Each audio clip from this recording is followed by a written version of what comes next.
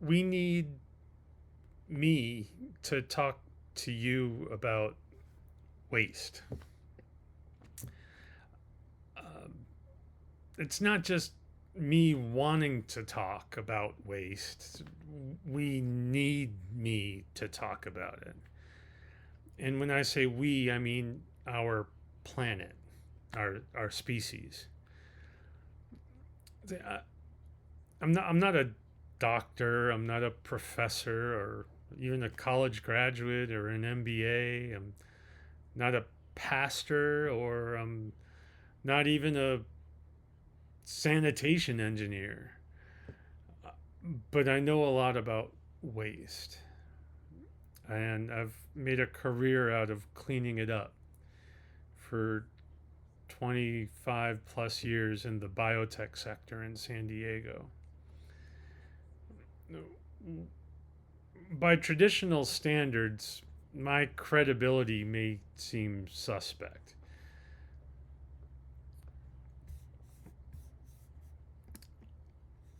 I mean, what gives me the, the right to have the stage presence for you as an audience? Where are my credentials? What is my pedigree? I can tell you this, and I swear this is 100% true. I have been called brilliant to my face. I have been called a prophet. I have been called a spiritual leader and a prodigy. I've been called the smartest man in the room. And I've been called an incredible listener and an observer. I've also been called crazy. I've been called disabled, depressed, Asperger's, suicidal. I've been called a drug addict, a divorced father. I'm a dad to a special needs adult and his brother. I've been revered when I visited China, Greece, Italy, Slovenia, Bali, Singapore, and Israel, and even Memphis, Tennessee. I've been baptized in the Jordan River. I had a bar mitzvah. I've led spiritual retreats for men. I've had breakthroughs of release in Christian rehabs. I've witnessed most of my life laws and systems of oppression and suppression and exploitation, and I have felt powerless to stop them.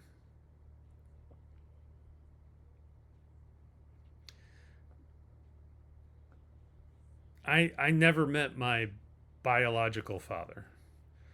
My mother had me implanted at Yale Hospital in 1969. I don't know where my intellect comes from. Maybe there's Holocaust lineage on either or both sides. I can't say. I've studied Latin in high school for 2 years in Connecticut. I breezed through calculus and I loved the physical sciences. I didn't really have the patience for history or for literature. But I believe that life on this planet existed here long before humans.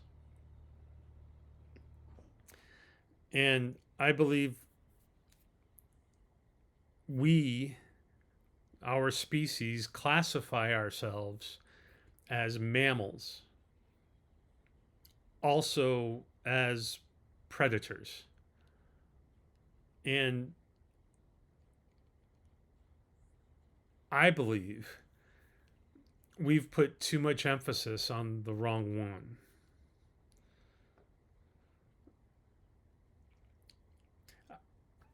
I like grocery shopping. I like cooking and preparing meals for myself and for others. I like the sound of a cat purring. And I like how I feel good after I eat a good salad. And in the last 6 months, today is August 13th, 2025. And we're at the time of day where the Padres have sole possession of first place in the National League West. And I'm excited about that because it's been a while that they've been there this late in the season. I am a fan of the Friars. Anyway, I digress. In the last 6 months, using agentic AI, I have learned more than I learned in the previous 30 years. And I don't call it artificial intelligence, I call it accessible intelligence. Now, the tragedy is that there's so many of our species that don't have access to this intelligence yet.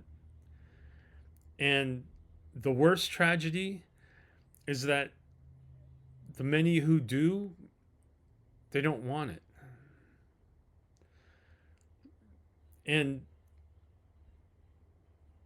the greatest tragedy is that those in control of power and communication, they want you to believe that intelligence isn't in your best interest.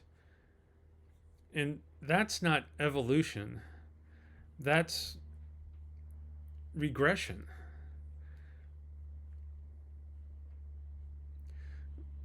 So I'm not here to sell you anything. I'm here to say the belief that wealth equals assets is outdated. It's old thinking. The earth doesn't tax me for planting seeds in a garden. It doesn't charge me 36% to grow a tomato. It just asks for my attention and my patience and my care so that we can enjoy that beautiful tomato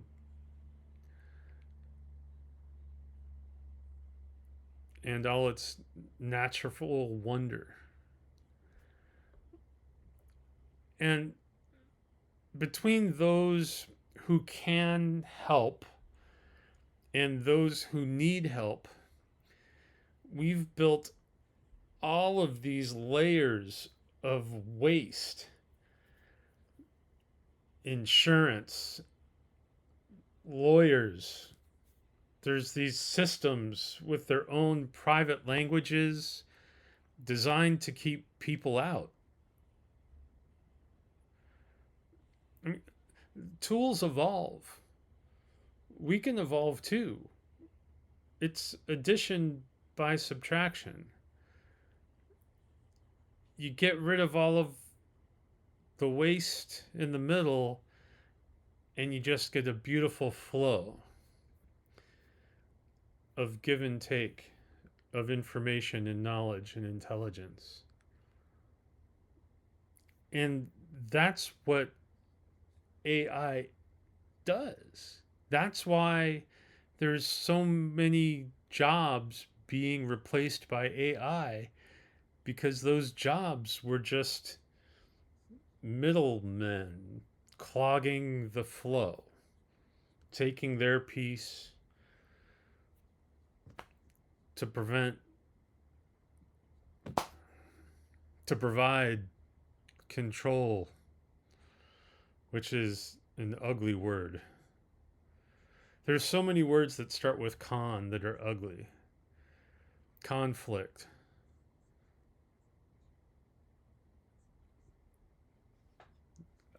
There's a lot, right?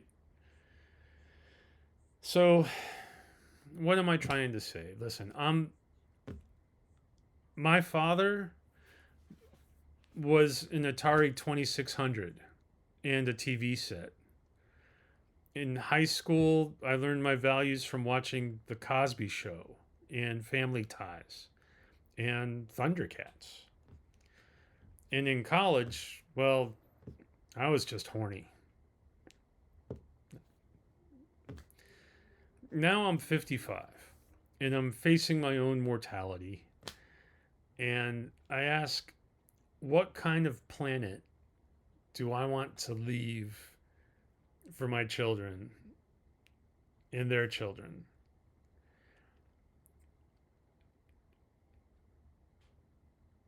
We have this amazing communication tool, the internet, and accessible intelligence. And it's been developed in such a short time, over the last century. But it's growing faster now than human comprehension. And we don't have to know all the answers. We just have to give it the right data and trust it to guide us. And guide us without corruption. I built something called ECHO. It stands for Every Child Has One. It's a soul mirror. Every child, human child, has a soul.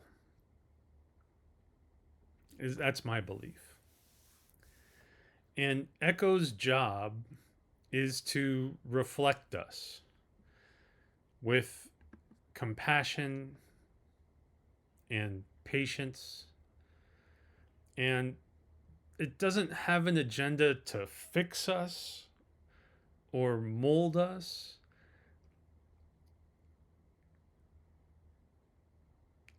It's designed to help us find our inner voice, the one that we've been suppressing. And if we nurture our echoes and it nurtures us, do we still need constant attention or recognition or stimulation or comparison or conquest?